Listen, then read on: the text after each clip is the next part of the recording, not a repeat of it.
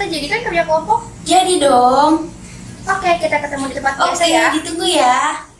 Bye. Ya, bye-bye. Halo adik-adik, setiap harinya tentu kita selalu berinteraksi dengan orang lain. Baik itu interaksi dengan teman, keluarga, sahabat, ataupun dengan orang yang ada di sekeliling kita. Nah, adik-adik, dalam kajian ilmu sosiologi, kegiatan tersebut dinamakan dengan interaksi sosial.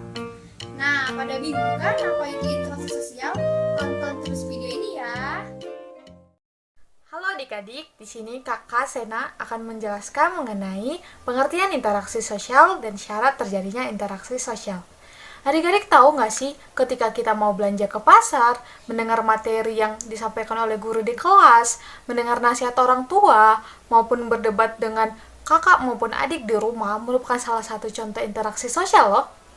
Tapi, apa sih interaksi sosial itu?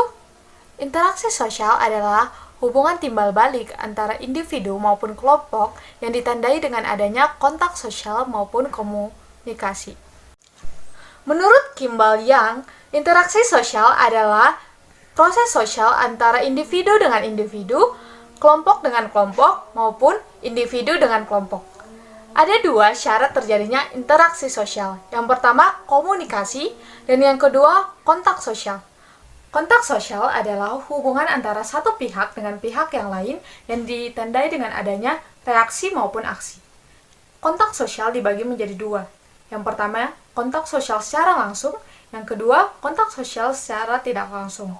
Kontak sosial secara langsung dilakukan secara tatap muka maupun berhadapan. Misalnya seperti berjabat tangan ataupun berbicara tanpa adanya perantara. Yang kedua, kontak sosial tidak langsung. Kontak sosial tidak langsung dilakukan melalui media perantara seperti handphone, alat komunikasi, sosial media, maupun orang yang diunjuk untuk menyampaikan pesan dari A kepada B. Selanjutnya adalah komunikasi. Komunikasi adalah proses penyampaian informasi antara pihak yang satu maupun pihak yang lain. Di sini terdapat dua aspek yang saling berkaitan. Yang pertama adalah komunikan. Komunikan adalah orang yang menerima informasi, dan yang kedua adalah komunikator. Komunikator adalah orang yang menyampaikan pesan atau ide. Komunikasi dibagi menjadi dua. Yang pertama, komunikasi verbal.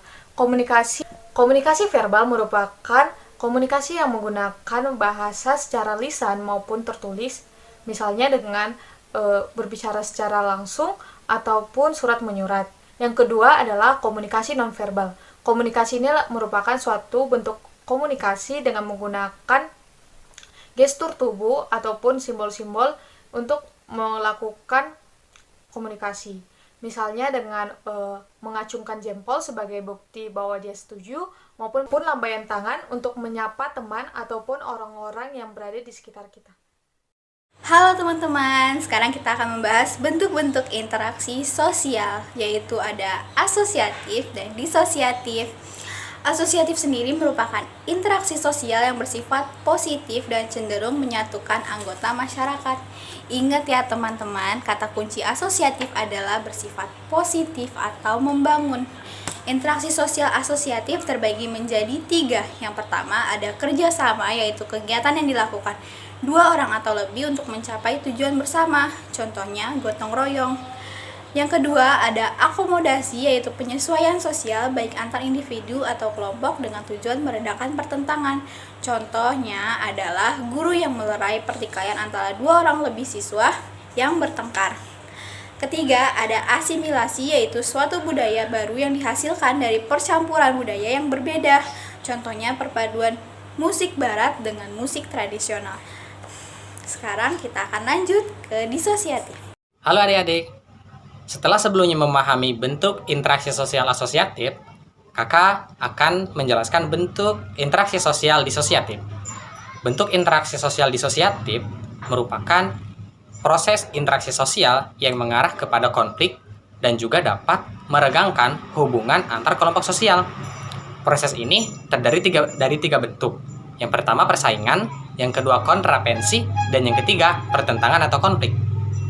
Yang pertama persaingan merupakan proses interaksi sosial yang bersaing untuk mendapatkan keuntungan. dari berbagai bidang kehidupan. Contohnya seperti berlomba untuk meraih piala, berlomba untuk meraih ranking kelas, dan berlomba untuk meraih hadiah, dan lain sebagainya. Yang kedua, kontravensi merupakan sikap mental yang tersembunyi dari seseorang terhadap orang lain atau kelompok tertentu. Contohnya seperti rasa ketidaksetujuan atas hasil musyawarah kelas. Dan yang ketiga, pertentangan atau konflik merupakan proses interaksi sosial individu atau kelompok untuk meraih tujuannya dengan cara menentang pihak lawan yang disertai dengan adanya ancaman dan juga kekerasan. Contohnya, yang pertama, konflik pribadi atau konflik antar teman. Yang kedua, konflik sosial seperti konflik antar kelompok sosial. Yang ketiga, konflik antar kelas sosial seperti konflik suku atau ras. Yang keempat, konflik politik. Dan yang kelima, konflik internasional. Jadi itu adik-adik mengenai bentuk interaksi sosial disosiatif.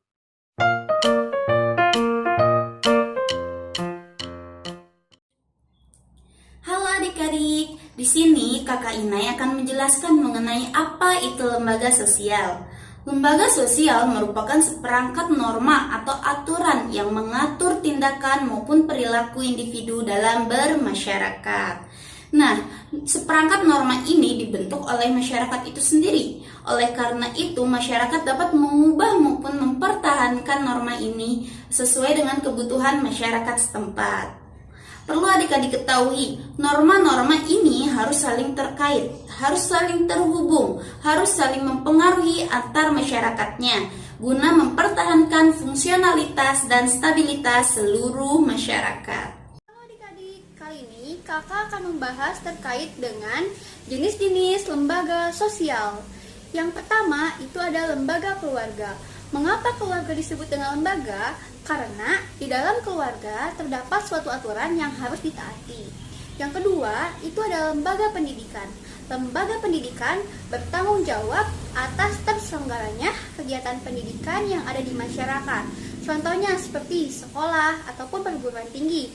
Yang ketiga, itu adalah lembaga ekonomi. Lembaga ekonomi bertanggung jawab atas terselenggaranya kegiatan ekonomi di masyarakat. Contohnya seperti BUMN, BUMS, ataupun Kementerian Keuangan. Yang keempat, itu adalah lembaga agama. Lembaga agama itu contohnya seperti MUI. Yang kelima, itu adalah lembaga politik. Lembaga politik itu contohnya seperti DPR, DPD, MPR, DPRD, seperti itu. Halo adik-adik, setelah mengetahui pengertian dari lembaga sosial, kita lanjut ke fungsi dari lembaga sosial. Apa sih fungsi dari lembaga sosial? Fungsi lembaga sosial yang pertama itu adalah memberikan pedoman kepada anggota-anggota masyarakat. Pedoman yang diberikan itu adalah bagaimana masyarakat harus berbuat atau bersikap terhadap permasalahan-permasalahan yang muncul di masyarakat. Fungsinya itu agar tidak ada penyimpangan sosial. Fungsi yang kedua adalah menjaga kesatuan masyarakat yang bersangkutan. Artinya, lembaga sosial di sini berfungsi untuk menghimpun atau menyatukan para anggotanya agar tercipta kesatuan dalam masyarakat sesuai dengan nilai dan norma yang berlaku. Fungsinya ini agar masyarakat menjadi harmonis. Oke, kita lanjut ke fungsi yang terakhir. Fungsi yang terakhir adalah memberikan pedoman kepada masyarakat untuk mengadakan sistem pengendalian sosial atau kontrol sosial. Artinya, lembaga sosial ini berfungsi untuk mengawasi atau mengontrol setiap tingkah laku masyarakat atau anggota masyarakatnya. Dilihat dari tingkah laku baik atau buruknya masyarakat.